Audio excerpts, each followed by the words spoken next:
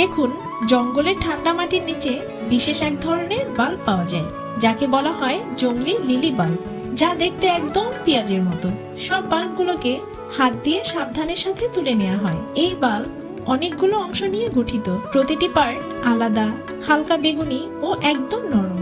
তাই বাহিরের প্রতিটা অংশ খুব সাবধানের সাথে খুলে নিয়ে পরিষ্কার পানি দিয়ে ধুয়ে নিতে হয়, যাতে এতে লেগে থাকা মাটি কাদা ধুয়ে যায় ও পুরোপুরি পরিষ্কার হয়ে যায়। এবার একটি পাথরের কুটুনি নিয়ে কাঠের হ্যামার দিয়ে কুটে নেওয়া হয় ততক্ষণ যতক্ষণ না নরম মোলায়েম পেস্ট তৈরি হয়। এই পেস্টকে একটি কাপড়ের ব্যাগে সেঁকে নিতে হয়।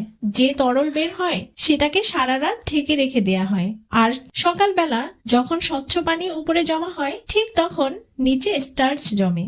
এই স্টার্চ গুলোকে রোদে পুরোপুরি শুকানো হয়। এরপর কিছু লাল চন্দন কাঠ নিয়ে একটি পাত্রে সেদ্ধ করা হয়। সেদ্ধ হতেই চন্দনের লাল রং বের হয়ে আসে আর পানি লাল কালার হয়ে যায়। এবার এই লাল কালার পানির মধ্যে মেশাবো লিলি স্টার্চ। এমন ভাবে মেশাতে হবে যেন মিশ্রণটি গোলাপি বর্ণের হয়। এবার একটি রাবারের ডাইসে ঢেলে 20 মিনিট স্টিম করে নিতে হয়। এতেই তৈরি হয়ে যাবে সুন্দর লিলি ফুলের স্ন্যাক্স। এবার লিলি ফুলের উপর থেকে দিয়ে দিব মধু ও নিচে দিব তাজা দুধ। দেখুন, তৈরি হয়ে গেল জংলি লিলি বাল্বের হালকা মিষ্টি নরম ও চাবানো ড্রিঙ্কস, যা একদম প্রাকৃতিক ও 100% দেশি খাবার।